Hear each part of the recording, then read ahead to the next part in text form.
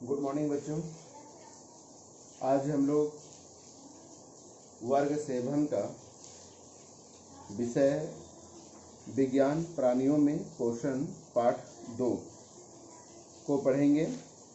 इसमें हम लोगों ने अमीबा के बारे में और हमारे मानव पाचन तंत्र के बारे में पढ़ चुके हैं। और पाचन तंत्र में हम लोग मुख्यतः 4-5 भाग होते हैं जिसको आपको समझना और जानना होगा। जैसे में सबसे पहला भाग आता है दांत, यानी हमारे पाचन प्रक्रिया में पाचन क्रिया को करने में सुचारू रूप से 4-5 जो है अंग ही मुख्यतः शामिल होते हैं। ऐसे तो पूरे पाचन प्रक्रिया को समझ पाना अभी 7 क्लास में उतनी आवश्यकता नहीं है, लेकिन मुख्य रूप से आप लोग को जानना है। जैसे में आपको जानना है दांत के बारे में, जीभ के बारे में, ग्रास नली के बारे में, अमाशय के बारे में, छोटी आंत बड़ी आंत के बारे में ही जानना आप लोग को जरूरी है। तो सबसे पहले इस चैप्टर को स्टार्ट करने से पहले आप लोग सभी का स्वागत है मुकेश सर ऑनलाइन क्लासेस में। आप लोग मेरे यूट्यूब चैनल को सब्सक्राइब भी करेंगे। तो चलिए, पाचन तंत्र में पहला जो भाग आता है वो है दांत। दांत सबको प्यारे होते हैं, ठीक है। और अगर दांत ना हो तो शायद हम लोग किसी भी चीज़ को पाचन करने में या किसी चीज़ को मुंह के अंदर में ले जाने में काफ़ी परेशानी हो सकती है। आप अपने अगल बगल में देखिएगा कि जिन बूढ़ी माताओं का दांत नहीं होता है, शायद उसे खाना खाने में बहुत ही परेशानी होती है। उसको आप लोग देखते होंगे कि उसका चेहरा भी जो है वो सही नहीं दिखता है और वो किसी भी चीज़ को, कठोर चीज़ को वो खा नहीं पाते हैं, ठीक है। तो चलिए, सबसे पहले आज हम लोग दांत के बारे में पढ़ेंगे। तो दांत को पढ़ने से पहले सबसे पहले ये जानना जरूरी है कि दांत क्या है। दांत हमारे पाचन अंग का प्रथम क्रिया होती है, मतलब प्रथम भाग कह सकते हैं कि सबसे पहले पाचन को करने में हमें दांत का ही सहयोग लेना पड़ेगा। तो मुख्यतः दांत जो होते हैं वो 4 प्रकार के होते हैं। एक हो गया चवर्णक, अग्रचवर्णक, रदनक और कृदंत। ऐसे तो दांत जो होते हैं वो 32 है, ठीक है। और यह 32 दांत जो होते हैं वो अस्थाई दांत होते हैं। जब आप देखे होंगे छोटे बच्चे का शुरू में जो वो दांत निकलता है तो उसे हम लोग दूध का दांत कहते हैं, और वो लगभग 8 से 7-8 सालों में वो सारे दूध के दांत गिर जाते हैं और उसके जगह पर अस्थाई दांत निकलते हैं। और यह लगभग जो होता है 9-10 साल के अंतराल में जो होता है, ये सारे दांत उगने स्टार्ट हो जाते हैं और लगभग 15, 16, 17 साल तक जो है यह दांत जो होता है पूरी तरह से विकसित हो जाते हैं। तो चलिए, सबसे पहले हम लोग जानेंगे कि हम लोग का जो मुंह होता है उसमें दांत जो होते हैं 16 नीचे होते हैं और 16 ऊपर होते हैं, ठीक है। तो 16-16 32 हो गया। तो यहाँ पर हम लोगों ने एक चित्र बनाया है। आप लोग भी अपने बुक में जो है इस चित्र को आप लोग अध्ययन या ध्यान से देख सकते हैं, अगर आप लोग को ब्लैक बोर्ड में नहीं दिखता होगा। तो सबसे पहले जो नीचे का जो आगे का 2 दांत होता है, ठीक है, आगे का 2 दांत, ठीक है, उसको हम लोग बोलते हैं कृदंत, ठीक है। उसके बाद उसके पीछे का 2-2 दांत किनारे किनारे, यानी आगे का जो 2 दांत है उससे 2 दांत जो है पीछे आप जाइएगा तो उसको रदनक बोलते हैं। उसके पीछे 2 दांत जाइएगा तो उसको अग्रचवर्णक कहते हैं, और उसके पीछे 3-3-6 दांत यानी उसको चवर्णक बोलते हैं। तो सबसे पहले आप देखेंगे कि कृदंत यानी आगे का जो 2 दांत है, 2 दांत नीचे 2 दांत ऊपर, यानी अगर यहाँ पर आप 2 देख रहे हैं तो 2 इधर 2 इधर, 2-2 4 हो गया। तो 4 आपके ऊपर में भी, ठीक है। ये अभी हम लोग निचला जबड़ा का ही पढ़ रहे हैं। अगला ऊपर जबड़ा जो है जैसा नीचे है वैसे ही दांत ऊपर में है, यानी 4 नीचे हो गया तो 4 ऊपर भी, 2 नीचे है तो 2 ऊपर वाले दांत। तो यहाँ पर देखिएगा कि कृदंत का काम क्या है। कृदंत दांत का काम है पकड़ने एवं काटने के लिए। अक्सर आप देखेंगे किसी भी चीज को पकड़ने के लिए हम लोग आगे का दांत यूज करते हैं। किसी चीज को पकड़ना है या काटना है तो उसके लिए हम लोग किस दांत का प्रयोग करते हैं? कृदंत दांत का। इसके बाद क्या आता है, रदनक, यानी पीछे का दो दो चार दांत। तो रदनक का काम क्या है, चीरने एवं फाड़ने का। किसी चीज को अगर चीरना है या फाड़ना है, देखिएगा अक्सर हम लोग कुछ ऐसे चीज खाते हैं जिसको चीरने, ये कतारी खा रहे हैं, तो कतारी आप देखेंगे कि उसको किनारे वाला दांत जो नोखिला होता है उस दांत का हम लोग प्रयोग करते हैं। तो वो चीरने एवं फाड़ने के लिए हम लोग रदनक दांत का यूज करते हैं। उसके बाद अग्र चबरना काम क्या है, चबाने एवं पीसने के लिए। अदम इधर ये साइड में आप देखेंगे कि वो दांत क्या करता है, हम लोग जब खाना खाते हैं तो आप देखेंगे कि उसको काटने के बाद हम लोग किनारे इस साइड या इस साइड, दोनों में किसी भी साइड हम लोग दांत भोजन को ले जाते हैं और वहां पर उसको हम लोग क्या करते हैं, चबाते और पीसते हैं। उसके बाद पीछे का 3 6 दांत जिसको चवरना कहा जाता है, इसका काम क्या है, चबाने एवं कुचलने में, यानी चबाने और कुचलने का भी काम करता है। तो सबसे पहले जान लेना है कि जिसके दांत अलग अलग हैं, ऐसे अलग अलग प्रकार के दांत वाले प्राणी को विषम दंती कहलाते हैं। क्योंकि हम लोग का 4 प्रकार के दांत हैं और चारों का कार्य अलग अलग है, इसलिए हम लोग एक तरह से विषम दंती दांत कहलाएंगे। इसके बाद है, मनुष्य के जीवन काल में दांत 2 बार निकलते हैं। इस अवस्था को हम लोग द्विदंती दांत कहते हैं। एक चीज याद रखना है कि दांत जो होते हैं वो हमारे जीवन में सिर्फ 2 ही बार मिलते हैं और ये 2 ही बार जो है, इसलिए इसको द्विदंती कहा जाता है। अगर ये दूसरी बार अस्थाई दांत अगर टूट जाएंगे तो फिर हमें और कोई दांत नहीं मिलेगा, तब फिर हमें डॉक्टर यहाँ जाके नकली दांत या आर्टिफिशियल दांत जो है वह लगाना पड़ता है। देखिएगा कि अगर आप दांत जो होता है, अक्सर दांत हमारे शरीर का विभिन्न हिस्सा है। अगर ये कहा जाए कि हमारे शरीर का सबसे मजबूत अगर अंग है तो वह है दांत, और यह दांत जो बना होता है यह बहुत ही कठोर पदार्थ से बना होता है, लेकिन यह से टूटने में और क्षय होने में भी समय जल्दी लग जाता है अगर इसे आप अच्छी तरीके से सफाई नहीं करें तो। छोटे बच्चे तो अधिक टॉफियाँ खाते हैं जिससे दांत सड़ जाते हैं, ठीक है। अक्सर हम लोग टॉफी बहुत पसंद आता है और ये हम लोग उसको खाना पसंद करते हैं और इसीलिए छोटे बच्चों में यह दांत सड़ने का ज़्यादा शिकायत आती है। बड़े भी अक्सर अपनी दांतों की सफाई अच्छे से नहीं करते हैं तथा उसकी अस्थायी दांत हमेशा के लिए सड़ जाएंगे या कीड़े लगकर टूट जाएंगे। अगर आप अच्छे ढंग से दांतों की सफाई नहीं करेंगे तो वह दांत क्या होगा, हमेशा के लिए टूट जाएंगे और फिर बहुत जल्दी बूढ़ा जैसा आप लोग हो जाइएगा। इसीलिए दांत को सफाई करना अति आवश्यक है।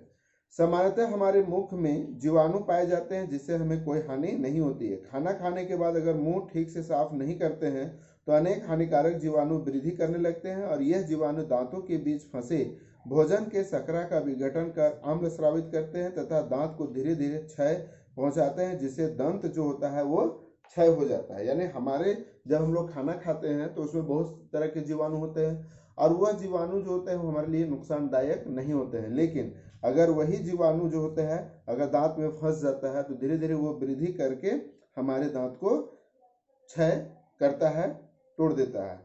जैसे आप देखिएगा कि यहाँ पर इस तरह के दांत आपको मिलेंगे, काले काले दांत होते हैं जिससे अक्सर हम लोग बोलते हैं कीड़ा लग गया, ठीक है। और जब कीड़ा लग जाता है तो थोड़ा बहुत मुश्किल होता है उस कीड़ा को हटाना। अगर आपको दांत सही सलामत चाहिए तो आप लोग को उसे सावधानी बरतनी होगी। चॉकलेट, ठंडे पेय तथा चीनी युक्त मिठाइयाँ व अन्य प्रकार दांत क्षय के लिए प्रमुख रूप से उत्तरदायी होते हैं। समय रहते इसका उपचार करवाना चाहिए, अन्यथा दांतों से असहाय पीड़ा होने लगती है तथा चरम अवस्था में यह टूटकर गिर जाते हैं।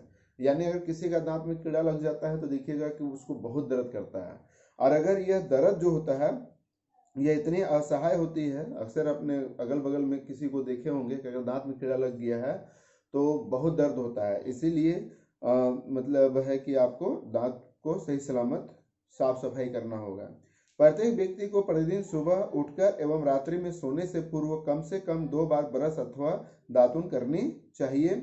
कुछ भी खाने के बाद कुल्ला करना चाहिए। बहुत ऐसे लोग क्या करते हैं, खाना खा लिए और खाना खाने के बाद अरे ठीक है ऐसे मुंह थोड़ा सा कुल्ला कर लिया और चल दी, तो आपको उंगली से थोड़ा सा बढ़िया से अच्छे ढंग से साफ कर लेना होगा ताकि वो कचरा जो है दांत में जो फंसा हुआ है वो बाहर निकल जाए। मुंह के अंदर गंदी उंगली अथवा बिना धुली वस्तु नहीं डालना चाहिए। बहुत ऐसे लोग क्या करते हैं कि पढ़ रहे हैं तो पेन का ढक्कन मुंह में ले लिए, या कुछ कर रहे हैं तो किसी गंदी चीज को जो है मुंह में ले लिए। ऐसा नहीं करना चाहिए। यानी एक चीज ध्यान देना है कि अगर दांत को आपको स्वस्थ रखना है तो कम से कम दिन में 2 बार, सुबह उठकर और शाम को सोने से पहले दांत को अच्छे तरीके से ब्रश या दातुन करके सोना चाहिए। अब ये हो गया दांत के बारे में। हमारे दांत जो होते हैं बहुत ही अनमोल होते हैं और ये प्रायः कैल्शियम के बने होते हैं, यानी बहुत मजबूत होते हैं। लेकिन ये जो जीवाणु विषाणु होते हैं वो हमारे दांत को कमजोर कर देते हैं। जब हम लोग खाना खाते हैं तो दांत का यहाँ प्रक्रिया होता है कि उसको छोटे छोटे टुकड़ों में बदलने का काम होता है। यह काम दांत करता है। अब इसके बाद जो आता है वो है जीभ। यानी जीभ जो होता है वह हमारे भोजन का स्वाद, और जीभ का मुख्य कार्य क्या है? जीभ का कार्य है भोजन को लार से मिलाना एवं निगलना। जैसे जो लार होता है, लाला ग्रंथि से लार निकलता है ना, और यह लार क्या करता है? हमारे भोजन को में मिलाने का काम जो होता है वो जीभ ही करता है। और यह जीभ जो होते हैं, यह जीभ जो होता है उसको हम लोग यहाँ पर एक चित्र, आप लोग अपना कॉपी किताब में भी जो है इस चित्र को आप लोग देख सकते हैं, और इसको आप लोग अपने कॉपी में बनाएंगे भी, दांत का और जीभ का भी। तो आप देखेंगे कि अगर कोई भी चीज तीखा लग रहा है तो ये यहाँ से हम लोग को भाव बोध होता है। अगर कोई चीज तीखा है तो जीभ हमें भोजन को लार से मिलाने का और निगलने काम करने के साथ साथ हमें वो स्वाद भी प्रदान करता है। यानी जीभ जो होता है तीखा यहाँ से आता है, खट्टा किनारे हो गया, नमकीन भी किनारे हो गया, और मीठा जो होता है वो जीभ के आगे साइड से हमें मिलता है। यानी जीभ जो होता है हमें जो स्वाद देती है उसे हम लोग स्वाद कलिकाएं, इन सभी को स्वाद कलिकाएं कहा जाता है। ठीक है। तो जीभ को भी हमें जिस समय जीभ, अगर आपका शरीर साफ सुथरा नहीं होगा तो आपको स्वाद लेने में भी परेशानी हो सकती है। इसीलिए जीभ को जब भी आप ब्रश करेंगे तो उसे अच्छी तरीके से जीभ ही करेंगे।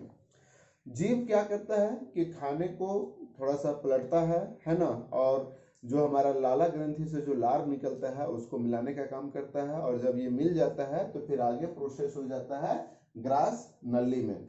यानी ग्रास नली में जाने के बाद क्या होता है? भोजन को संकुचन के माध्यम से आगे बढ़ाना। संकुचन क्या होता है?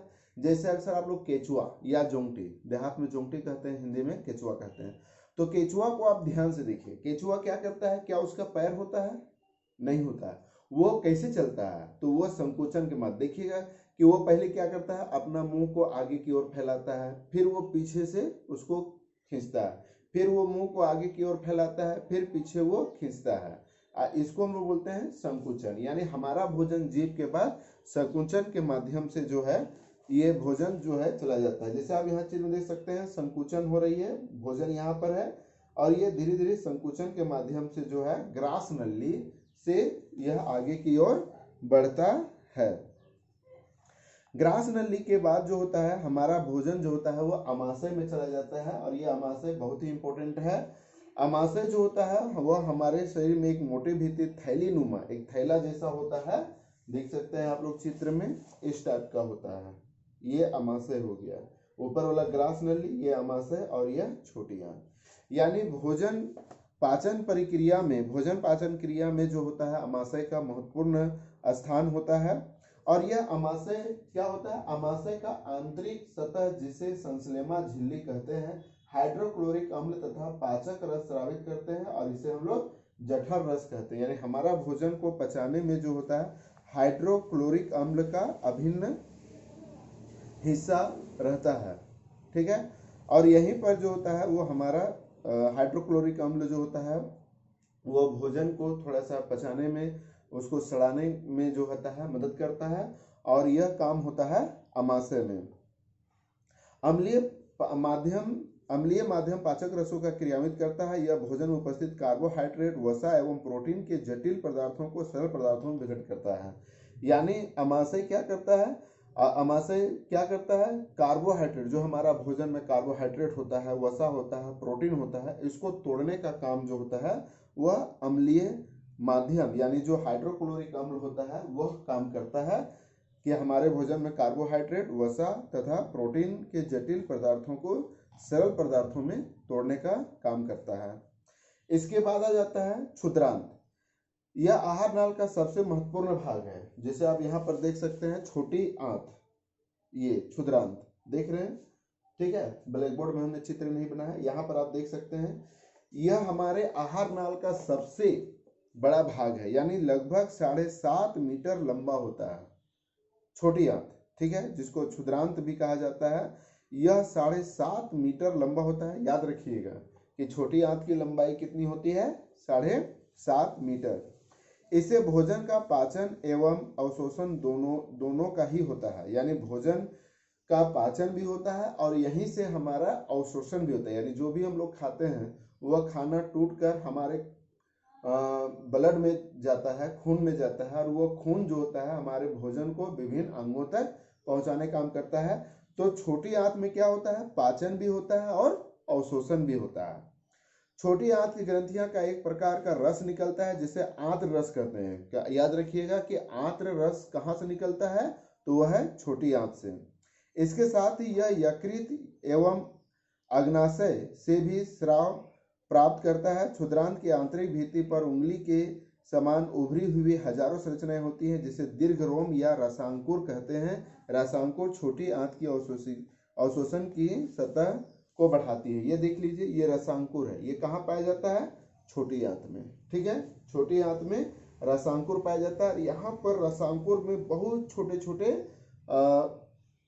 बिल्कुल कांटे के जैसा मिलते हैं, और यही कांटा जो होता है जब खाना हमारे शरीर के में जाता है तो ये छोटी आंत हो गई है ना।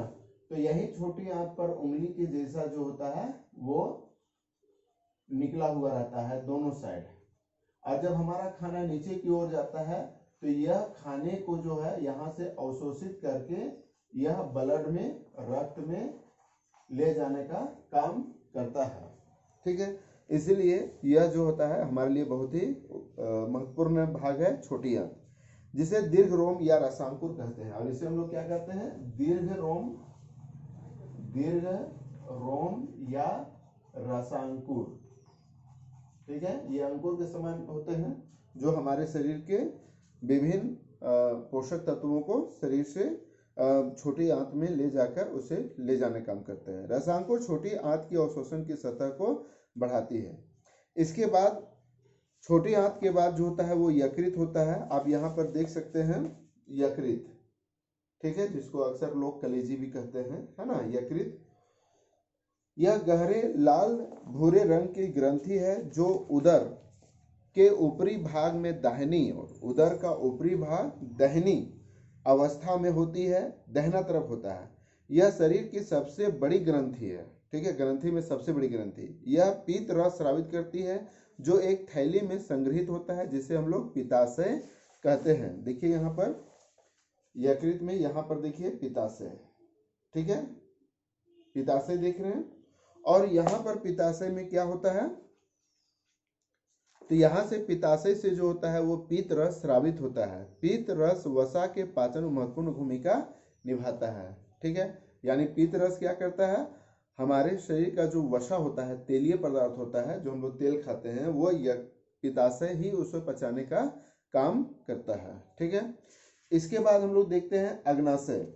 तो अग्नाशय क्या है, यह हल्के पीले रंग की बड़ी ग्रंथि है जो अमाशय के ठीक नीचे स्थित होता है। इसे स्रावित होने वाले अग्नसायिक रस भोजन में व्याप्त कार्बोहाइड्रेट एवं प्रोटीन पर क्रिया करता है तथा इसके सरल रूप में परिवर्तित करता है। अब यहाँ पर देख सकते हैं ये यकृत हो गया, यह पित्ताशय हो गया, ये अग्नाशय जो आप देख रहे हैं थोड़ा सा गुलाबी कलर का बनाया गया है ना, ये अग्नाशय है।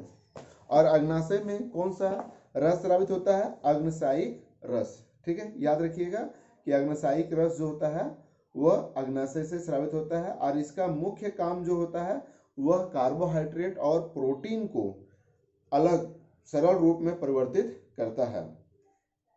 आंशिक रूप से पचा हुआ भोजन अब क्षुद्रांत के निचले भाग में पहुंचता है जहां आत्र रस पाचन क्रिया को पूर्ण कर देता है। कार्बोहाइड्रेट सरल शर्करा में वसा अम्ल एवं ग्लिसरॉल में तथा प्रोटीन एमिनो अम्ल में परिवर्तित कर देता है। तो इस तरह से जो होता है अग्नाशय क्या करता है, हमारे शरीर में जो होता है वो अंतिम क्रिया एक तरह से कहा जाती है।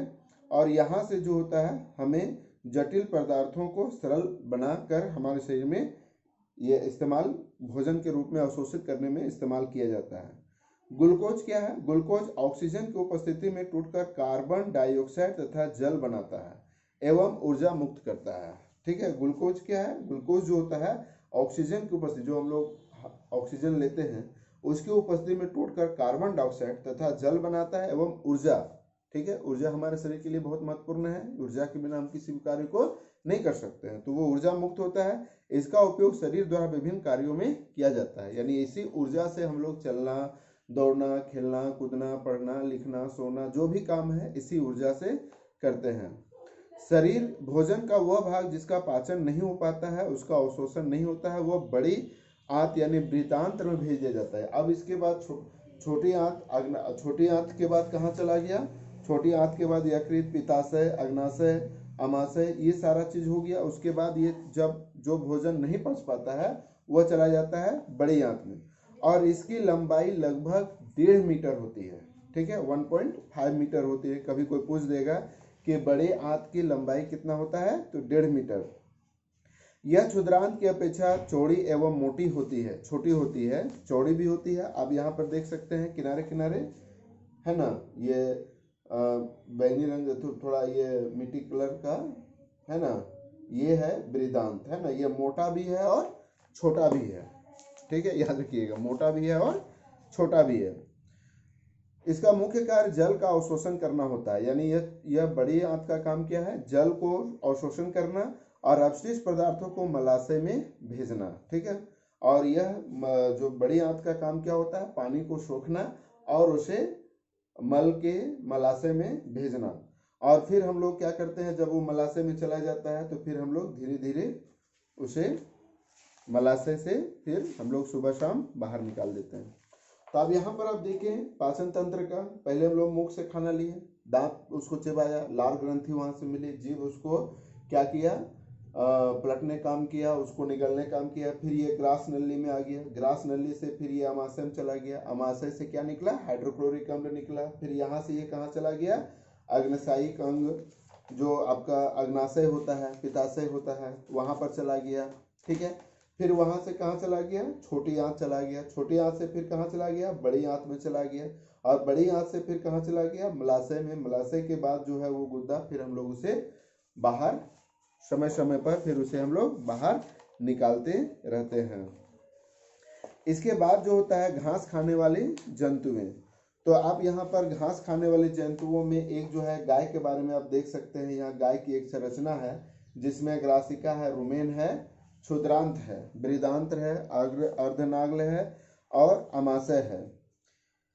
तो अक्सर आप गाय को देखे होंगे कि गाय क्या करती है, हम लोग जैसा खाना नहीं खाती है। वो शुरुआती तौर पर वो क्या करती है, जाती है मैदान बगीचा में या खेत में गई, वहां पर वो घास जो होता है वो शुरू में जितना खा रही है, देखिएगा कि खा रही है, खा रही है, खा रही है, और खाने के बाद वो आराम से फिर जो है वो क्या करती है, बैठ के और वो मुंह को जुगाली करती है, मुंह को चलाते रहती है। एक्चुअली में वो मुंह को चलाती है, जुगाली करती है।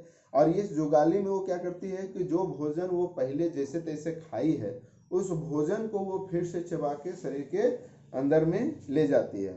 यानी शुरू में क्या होता है, गाय जो होती है या बकरी जो होती है वो शुरू में जल्दी जल्दी घास को या भोजन को कर लेती है। उसके बाद फिर जो है उसे एक निश्चित जगह पर रख के फिर जब आराम से वो बैठ जाती है तो फिर वहां से वो धीरे धीरे खाना को बाहर निकाल के, गला में निकाल के फिर उसको पीस कर वो अंदर ले जाती है। और जो अमाशय का वह भाग जिस पर यह भंडारण निकल कर अमाशय का एक भाग में भंडारण कर देता है, अमाशय का वह भाग रुमेन या प्रथम अमाशय कहलाता है। यानी जल्दी भोजन वो कर लिया, गाय जल्दी कर लिया, तो जहां पर यह भंडारण होता है उसे हम लोग बोलते हैं रुमेन या प्रथम अमाशय। शाकाहारी भोजन करने वाले सारे जीव जैसे गाय, बैल, भैंस, बकरी आदि सभी रूमिनेंट कहलाते हैं, क्योंकि उन लोग का 2 अमाशय होता है।